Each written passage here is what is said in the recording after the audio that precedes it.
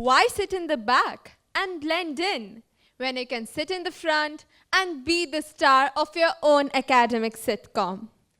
Ever since I can remember, I've always been drawn to the front row of the classroom. There's something about being right there that thrills me. I'm the first to raise my hand, eager to answer every question. Each nod of approval, every excellent answer, Hrujeetee, from the teacher sent a wave of pride and accomplishment through me. In those moments, I feel like I'm in my element. The praises from the teachers are like melodies to my ears. It's not about showing off or proving anything to my classmates. Though, looking back, I could have boasted teacher's pet as the official title on my resume. I basically had my own reserved space up there at the head of the class where the real party was. A study from the Journal of Educational Psychology states that positive teacher and peer feedback significantly increases student engagement and achievement. This resonated with me deeply. I used to use praise as a GPS for my decisions. If it's positive, I'm on the right track. And if not, I probably took a wrong turn somewhere. My life was basically a series of pit stops at the Tell Me I'm Awesome station. Slowly, I started setting these feedbacks as a benchmark, telling myself this is good, but you can do even better.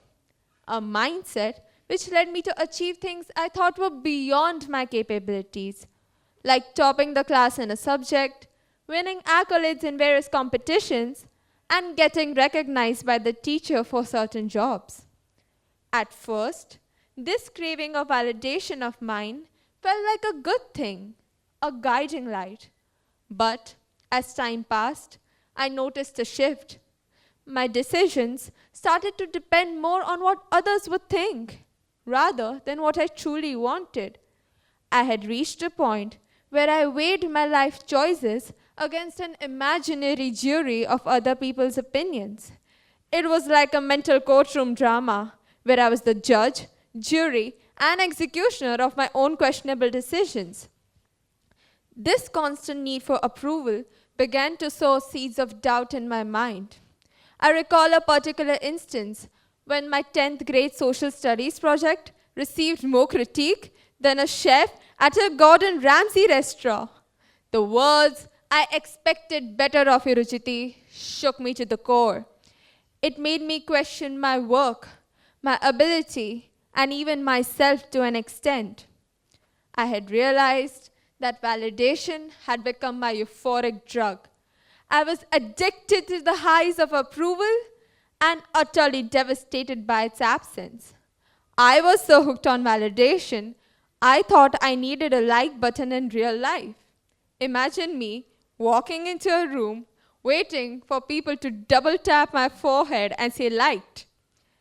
This dependency of mine on external validation was not just hindering my progress, but also crippling my self-esteem and growth. It was a hard truth to my face, but acknowledging it was the first step towards regaining my independence and self-confidence.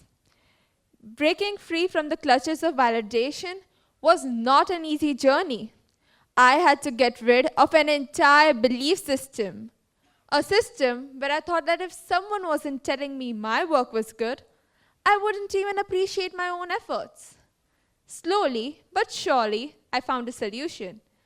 I started to evaluate my work through my critique's lenses, analyzed it from their perspective, but also keeping in mind my own objectives, the hard work that I put in, and the countless nights I spent behind it. I used to find faults, no doubt, but at the same time, I also used to give myself a pat on my back for doing the job and taking the opportunity positively. I felt like a superhero, shedding the alter ego. Goodbye, Captain Need a Compliment, and hello, wonderfully confident woman. And my superpower? Recognizing my own greatness without waiting for an applause among the audience. It surely wasn't easy, but it made me improve over time. Even now, positive feedback is my favorite kind of energy boost. I smile so wide, my face thinks it's auditioning for a toothpaste commercial. But hey, negative and constructive feedback is just a plot twist in the story of improvement. It's like I'm the main hero facing a character development arc. A flower doesn't think of competing with the flower next to it. It just blooms. Having untangled myself from the web of external validation, I now stood on a firmer ground, anchored by a newfound trust in my own opinions. I started practicing self-love, and suddenly my inner dialogue changed from "why did I do that?" to "well, that was an interesting life choice."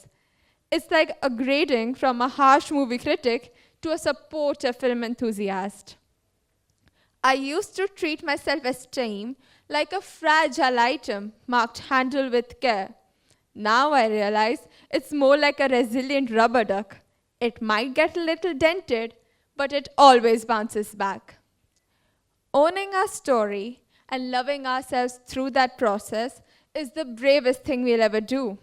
So give yourselves a pat on your back for the hard work you're putting in. Don't let others' opinions mess with yourself. You're the captain of your own ship. Embrace feedback and use it to level up. Your value should not be determined by external applause.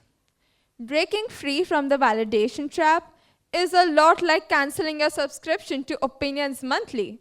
Now, I'm my own editor-in-chief, and the headlines read, "I'm doing great."